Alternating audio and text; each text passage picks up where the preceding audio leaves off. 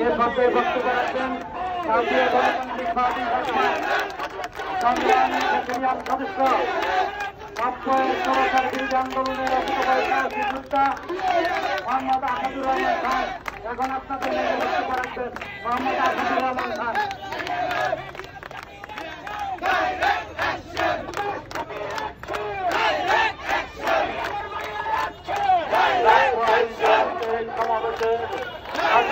সভাপতি উপস্থিত জাতীয় নেতৃবৃন্দ, সাংবাদিক,